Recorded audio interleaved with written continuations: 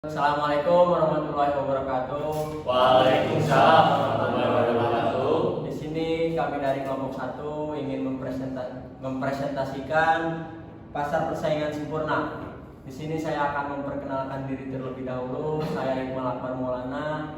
Di samping sebelah kiri saya ada Rian Sukmana Nugra. Dan saya Ripal Pranugraha. Saya Riki Zulkarnain. Saya Muhammad Rizwan Faridi. Saya Mulia Pinanggi. Saya Haris Sandi Rahmat. Oke, baik. Untuk materi pertama akan disampaikan oleh Rian Sukmana.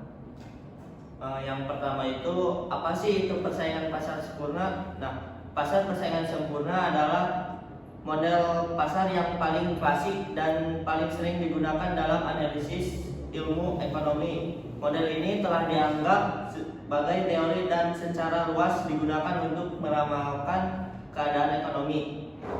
Pasar persaingan sempurna merupakan jenis pasar di mana tidak ada pelaku ekonomi yang mempunyai kekuasaan pasar market power terhadap harga suatu produk yang homogen. Pembeli, orang yang melakukan permintaan, maupun penjual, orang yang melakukan penawaran, tidak mempunyai kekuatan untuk mempengaruhi harga pasar. Namun apabila dilihat dari jenis produk atau barang yang dijual perbelikan, maka pasar akan dibedakan menjadi dua, yaitu pasar barang konsumsi dan pasar faktor produksi. Untuk pasar faktor produksi menunjuk pada semua hal yang diperlukan oleh produsen sebagai input produksi barang atau produk siap pakai. Oke, untuk ciri-ciri pasar persaingan sempurna, yang pertama ada banyaknya jumlah pembeli dan penjual. Yang kedua, barang atau jasa yang diperdagangkan sifatnya homogen. Selanjutnya, faktor produksi bebas bergerak. Terdapat kebebasan dalam mengambil keputusan. Terus, penjual dan pembeli mengetahui kondisi pasar. Dan terakhir, produsen bebas keluar masuk pasar. Selanjutnya akan dilanjut oleh Acil. Restu. Biaya produksi pada pasar persaingan sempurna dibagi menjadi dua, dalam jangka pendek dan jangka panjang. Jangka pendek, 1. Biaya total atau total cost TC. 2. Biaya variabel total atau total variable cost TVC.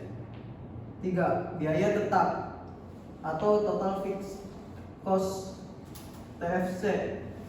4. Biaya total rata-rata atau average total cost ATC.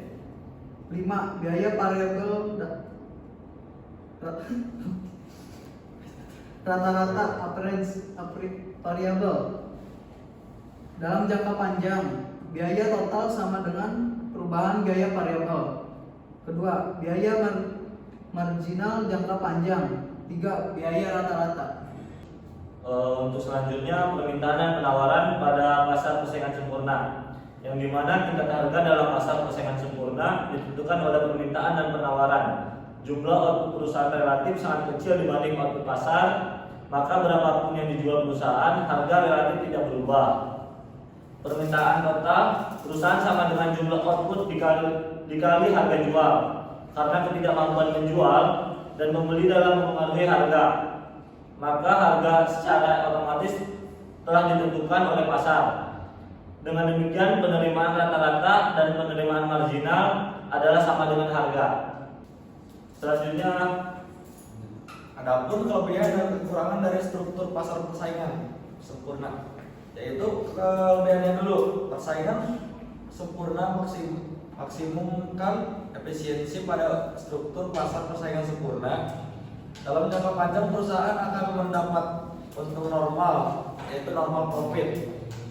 Kedua, adanya kebebasan untuk memilih choice.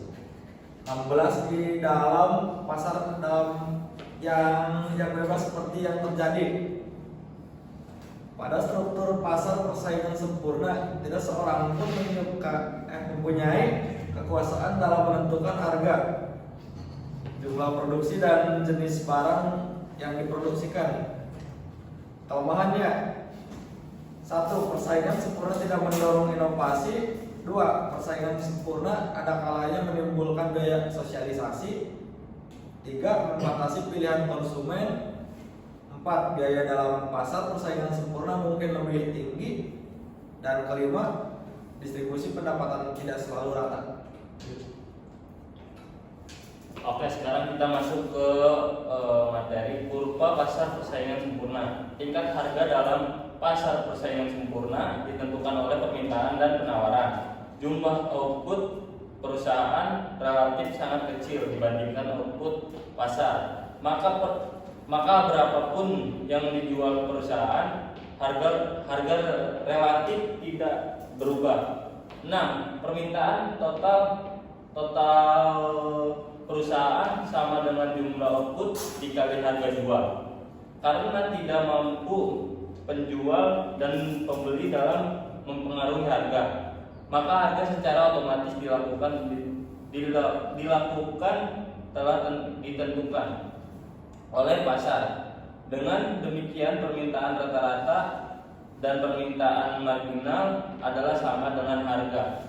Selanjutnya akan dilanjutkan oleh Rizky. Saya menjelaskan tentang gambar kurva. Ada dua kurva, yaitu kurva A yang industri dan kurva B yang perusahaan. Kurva A menunjukkan tingkat harga pasar persaingan sempurna ditentukan oleh permintaan dan penawaran. Sedangkan kurva perusahaan menunjukkan jumlah output perusahaan relatif sangat kecil dibanding output pasar. Maka berapapun yang dijual perusahaan, harga relatif tidak berubah. Karena perusahaan individual bertindak sebagai price taker, maka kurva permintaan yang dihadapi oleh perusahaan berupa garis horizontal sebesar P. Kurva permintaan D sama dengan kurva penawaran rata-rata AR, sama dengan kurva penerimaan marginal atau MR, dan sama dengan harga P. Kurva penerimaan total berbentuk garis lurus dari sudut kemiringan positif bergerak mulai dari titik 0,0. Sekian presentasi dari kelompok kami. Kurang lebihnya mohon maaf. Wassalamualaikum warahmatullahi wabarakatuh.